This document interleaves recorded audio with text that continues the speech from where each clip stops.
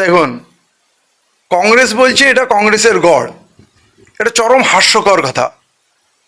আপনি বলুন, পুরো পশ্চিমবাংলায় কংগ্রেসের একটাও বিধানসভা নেই। পুরো দেশে বিগত কয়েক বছর ধরে বিজেপি শাসন, থার্ড টার্ম চলছে, কংগ্রেস হারিয়ে গেছে, তলিয়ে গেছে, মানুষ তার বিশ্বাস হারিয়েছে। তো তো ফারাক্কাটা তার গড় কি করে হলো?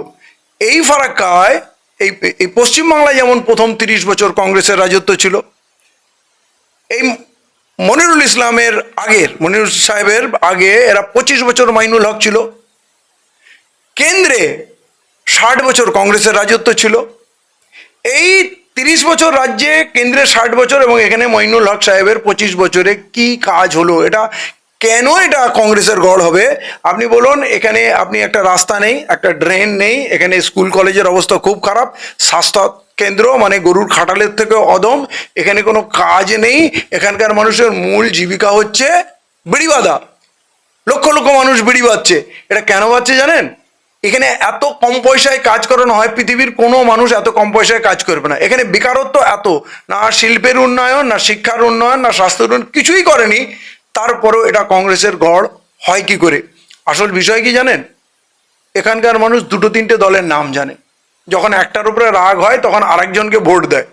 সিপিএম এর উপরে রাগ হলো তো তৃণমূলকে দিয়ে দিলাম, তৃণমূলের উপরে রাগ হয়ে গেল, তাহলে ঠিক আছে এবারে কংগ্রেস করা যায়। তাহলে যেই কংগ্রেসকে 25 বছর মাইনুল সাহেবকে দেখার পর মানুষ রিজেক্ট করে তৃণমূলকে আনলো, হঠাৎ তার এইটা গড় জমি কি করে হয়ে গেল বলুন তো? যারা এখানে টোটালি ব্যর্থ, কিছু করেইনি। এই নদী ভাঙন যেটা আপনি দেখছেন, এই ফারাক্কা তো কংগ্রেসের তৈরি। আপনি বলুন, সেন্ট্রালে কংগ্রেস 60 বছর থাকলো, এই নদীর পাড়টা ভাঙা যেত না?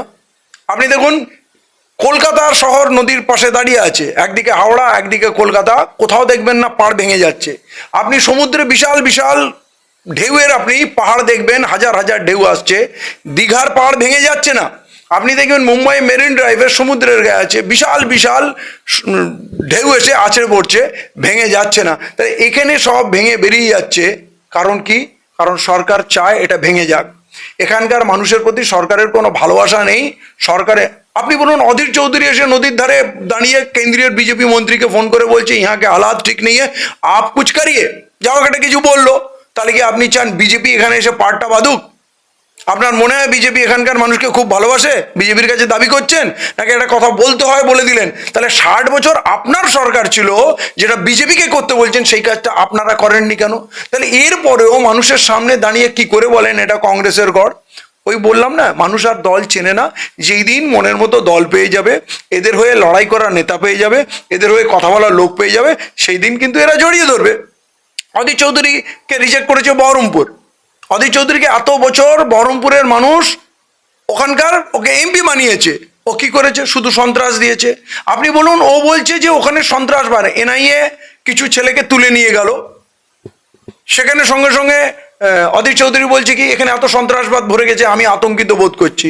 যারা তোমাকে 6বার 5বার এমপি করলো, এখন তাদের দেখে তোমার ভয় লাগছে, তাই তো? তারা এখন সন্ত্রাসবাদী মনে হচ্ছে।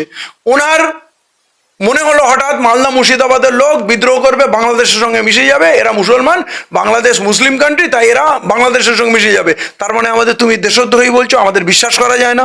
তারপরে তোমার কেন্দ্রীয় বিদ্যালয়ে আজ পর্যন্ত একটা ছেলে মেয়েকে তুমি রিকমেন্ড করলে না।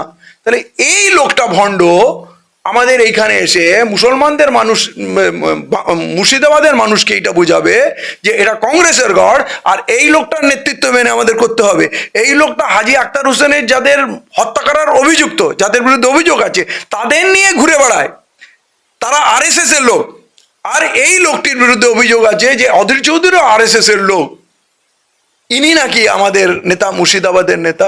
তাহলে মানুষকে বুঝতে হবে যে আপনারা এখনো উপযুক্ত দল পাননি, উপযুক্ত নেতা পাননি, তাই এগুলো আঁকড়ে পড়ে আছে। কিন্তু কংগ্রেসের কোনো মুখ দেখানোর মতো এখানে জায়গা নেই। কি মুখে বলবে যে এটা কংগ্রেসের গড়?